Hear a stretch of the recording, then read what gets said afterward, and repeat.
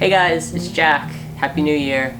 So in this video, I'm going to be talking about my 10 favorite LGBT movies from 2018. I'm going to start off with a quick background of the importance of LGBT representation in movies and then get on to my list. So representation in the media is important because a lot of people don't personally know LGBT people. So much of their knowledge about the community and people themselves comes from TV and movies and other forms of media. And when representation is done poorly, it can create and reinforce stereotypes that contribute to the oppression and discrimination of LGBT people. So for trans people specifically, because the community is quite small, studies have shown that, quote, media is the source of knowledge for most people on transgender communities and issues, influencing people's attitudes and impacting the experiences of transgender people, end quote.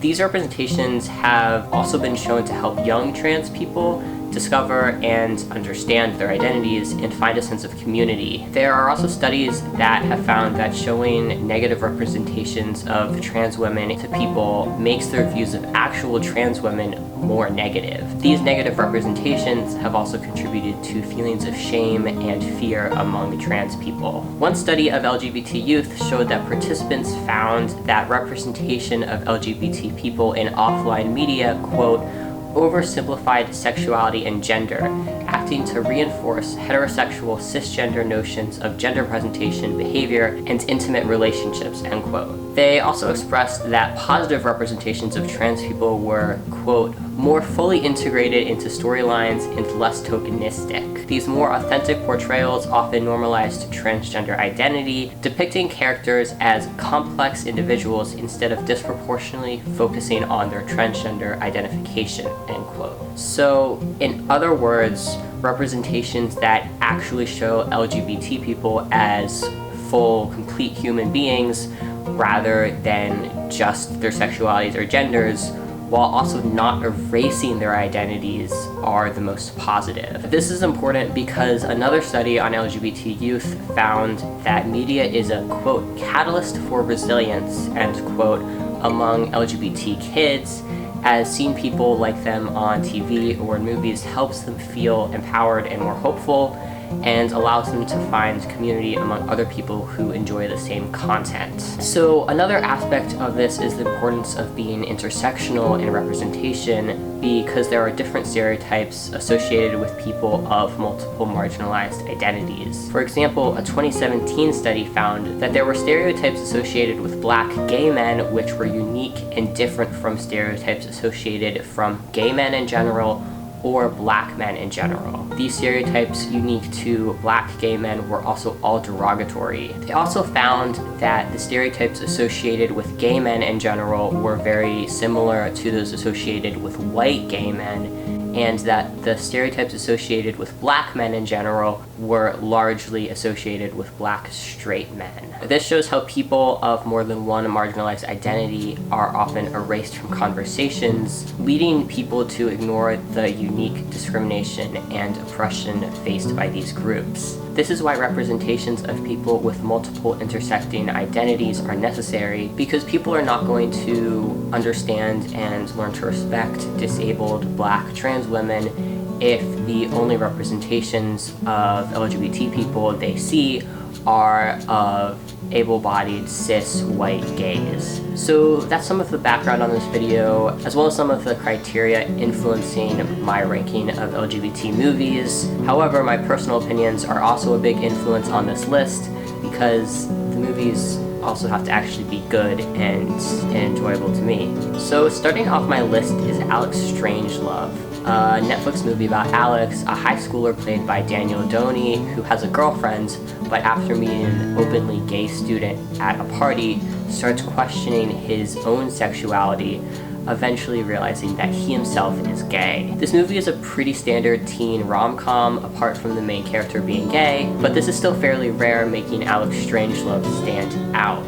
Daniel Doney is straight in real life, but his character's love interest, Elliot, is played by Antonio Martiale, a gay man. And while it's nice to have at least one gay actor playing a gay character, I am never a fan of straight actors playing gay and queer characters, especially since currently there are so few gay roles in the media, and I think representation of gay actors and gay celebrities is just as important as gay characters. While I found Strangelove enjoyable, and I know it was loved by a lot of younger kids, it was very white and I felt that it lacked depth, making it number 10 on my list. So next up is Every Day, a movie based on the David Leviathan book of the same name. It's about Rhiannon, played by Andrea Rice, a teenage girl who falls in love with a spirit named A that inhabits a different person's body every day. Although it's not explicitly LGBT, Every Day provides a compelling metaphor for gender fluidity and pansexuality, as A exists in a different body each day,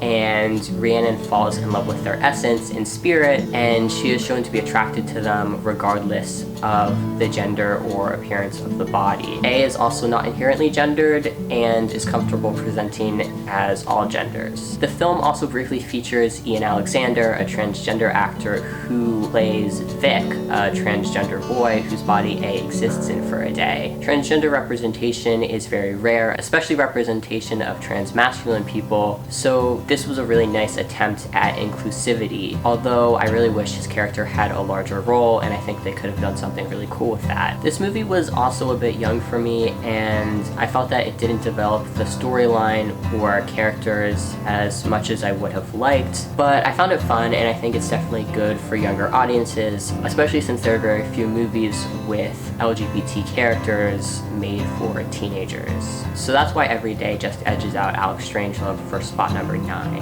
So the next movie had by far the biggest box office success of any movie on this list, but I struggled a lot with whether or not I should include it, as I personally have very mixed feelings about it. My number 8 is Bohemian Rhapsody, which is a biopic about Queen frontman Freddie Mercury starring Rami Malek. This movie split a lot of LGBT viewers and critics, and I can definitely see why. On the surface, it's a very entertaining movie, and it featured a lot of my favorite Queen songs, which was fun, and it effectively told a story of an exciting life with a tragic ending. It also included a lot more about Freddie Mercury's sexuality and affliction with AIDS than I expected going in based on the reviews. However, I found it really odd that they ignored so many actual facts about his life and adjusted the timeline to fit their own narrative.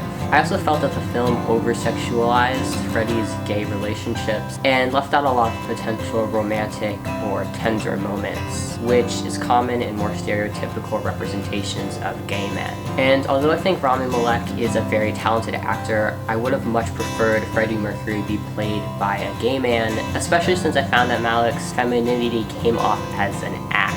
Overall, it wasn't bad, and I think that having this kind of representation on such a wide scale was definitely positive, but I think there's a much more powerful story that could have been told.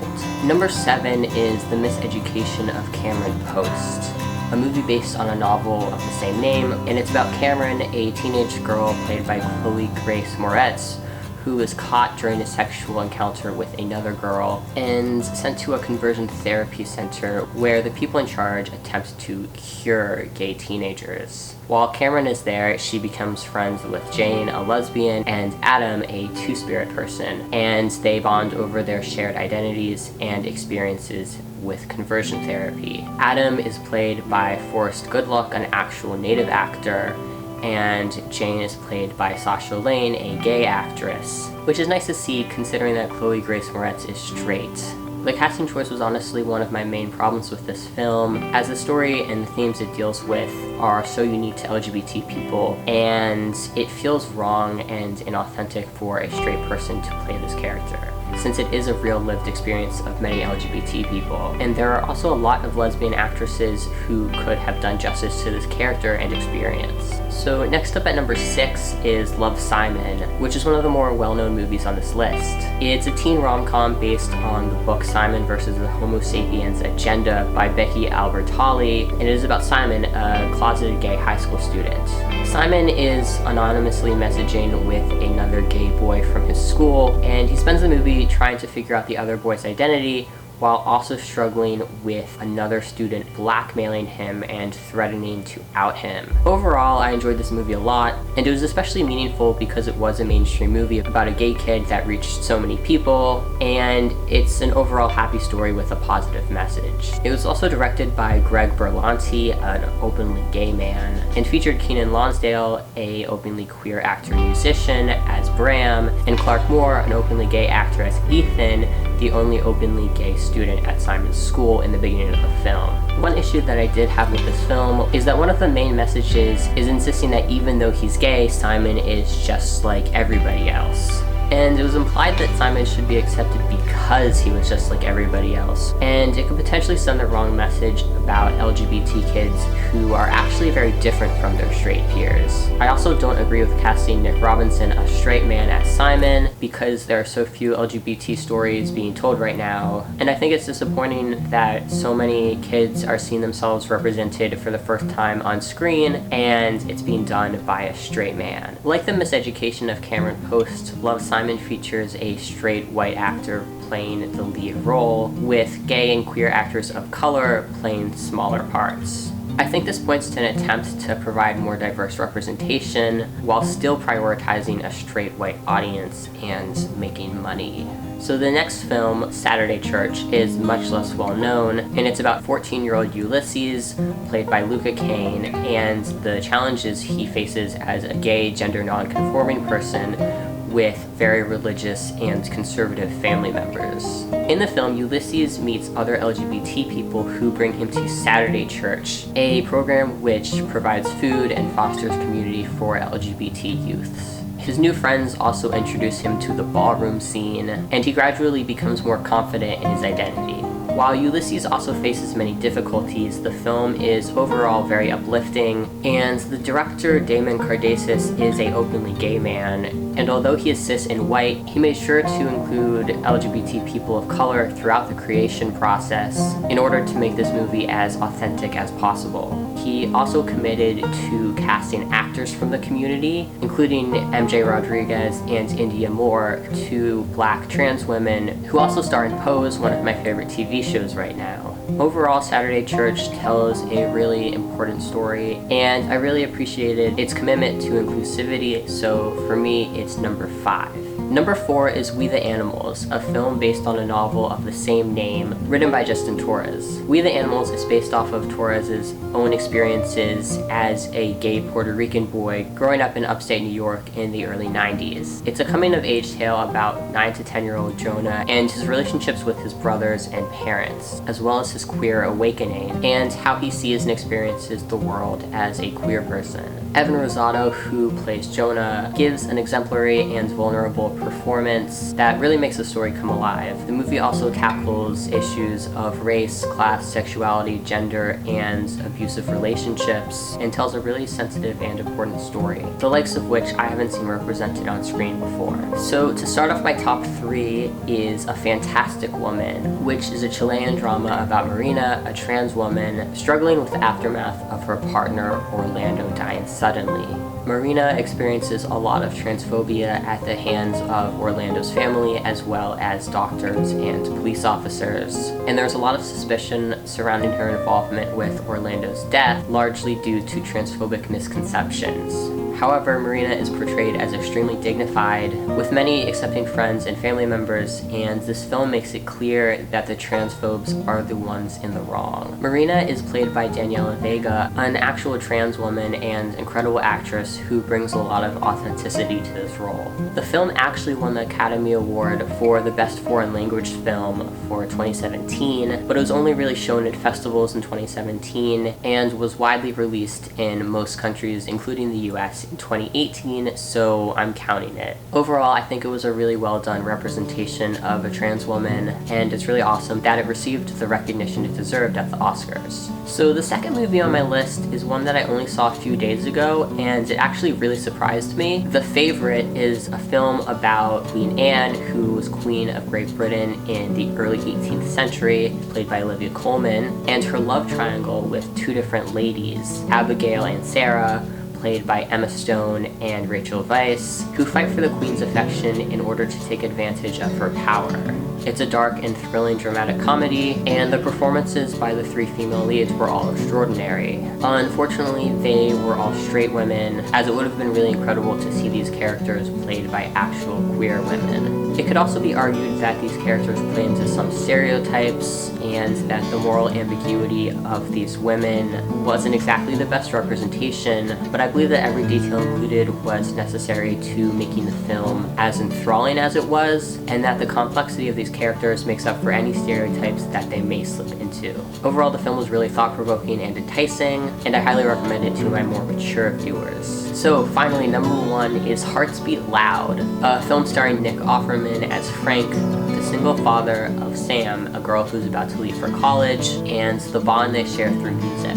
The movie also explores Sam's relationship with her girlfriend Rose as they grapple with what it means for them that Sam is moving across the country at the end of the summer. Hearts Beat Loud is a really beautiful film with amazing music.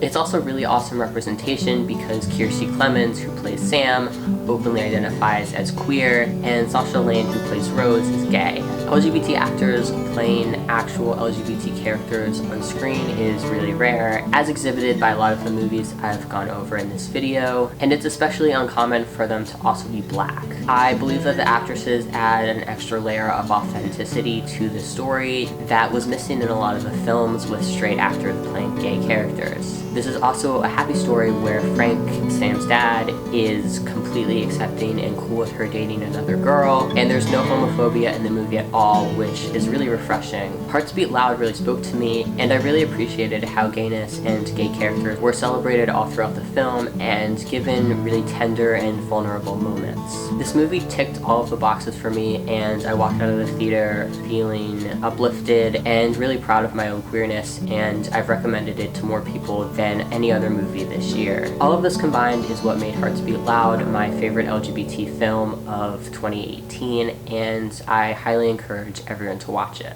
So those are my top 10, but I feel like I should mention that I haven't had the chance to see Boy Erased yet, as I guess I just missed it in theaters, and it's currently in that awkward phase where it's not in theaters anymore, but it's also not available anywhere online. However, I know it was a favorite of a lot of LGBT people this year, so I didn't want to just leave it out of the video with no explanation. I hope this video introduced you to a lot of cool LGBT films to check out in the new year, and I'd love to know if there was anything I missed, so let me know your favorite LGBT films of the year in the comments. And if you like this video and want to help support my channel, I have linked to my Patreon in the description, and if you pledge $1 or more every month, I will follow you back on Twitter, Instagram, or YouTube. So if that's something you're interested in, check it out. Thank you for watching.